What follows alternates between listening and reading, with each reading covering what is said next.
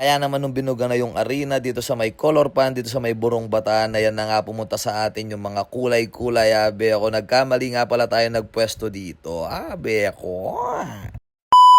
Para nga hindi kami magagol sa oras o para hindi kami magbabilis sa daan kaya maaga kami bumiyahe papunta dito sa may Morong Bataan dahil nga narenta yung Toby Lights and Sounds natin. Abe ko. Dating namin dito, yan na nga sinetap na namin kaagad dahil nga baka dumating na yung mga runners. Sabi ko, siyempre sila magpicture-picture muna sa stage. Kailangan maliwanag. Abe ko. Tama nga yung sinabi ko, ilan minuto lang ayan na yung mga runners. Siyempre ready na sila kaya naman magpicture-picture muna sila dito sa may tarpaulin ng stage. Sabi ko.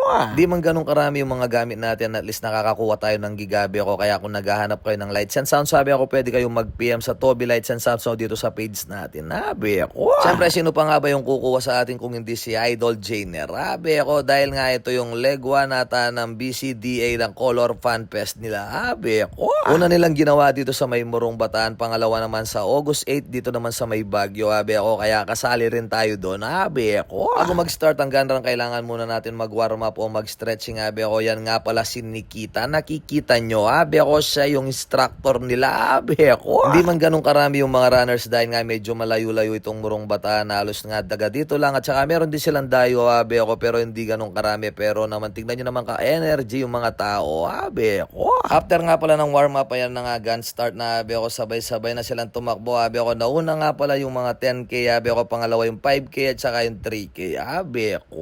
Gusto ko rin sana tumakbo kaso wala tayong masyadong tulog. Sabi ako, nung nakalipas na nga yung 2 oras, sabi ako, yan na nga yung mga runners, dumating na silang sabay-sabay. Kaya nagpapapicture na sila dito sa my stage. Sabi ako. Kaya sa wararaut lahat sa mga runners na sumali dito. Sabi ako, sana magkita-kita ulit tayo sa Baguio sa August 8. Sabi ako. Habang iniintay pa nga yung Color Pan Fest, sabi ako, habang hindi pa pumuputok yung mga arena, sabi ako, yan na nga nagsisisayawan muna sila o nagpapapicture-picture. Sabi ako. Dahil nga halos tapos na nga rin lahat yung 5K at saka 3K. Sabi ako, yan na nga nag-cool down na sila. Siyempre, sino pa yung sasayaw kung hindi si Nakita o Nakita? Sabi ako.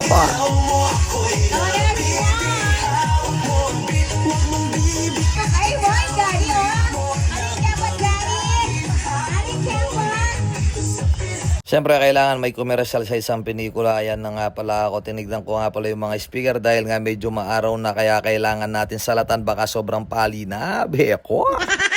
Kaya tuloy pa rin yung sayawan para mag-cool down. Sabi ako, siyempre hindi naman natin mabibigla kapag sobrang pagod tayo sa kakaratakbo. Sabi ako, kailangan daban-dahan din tayong magpahinga. Sabi ako, para hindi magbubuo yung dugo sa legs natin o sa ulo natin. Sabi ako, baka makalimutan mo yung pangalan mo. Sabi ako. Dahil nga nakumpleto na yung mga runners ng mga 10K, 5K at saka 3K. Sabi ako, kaya naman ngayon magbibilang na sila para nga pumutok na yung mga arena. Sabi ako, dito na tayo mawawala at hindi na niya ako makikita niya. Sabi ako.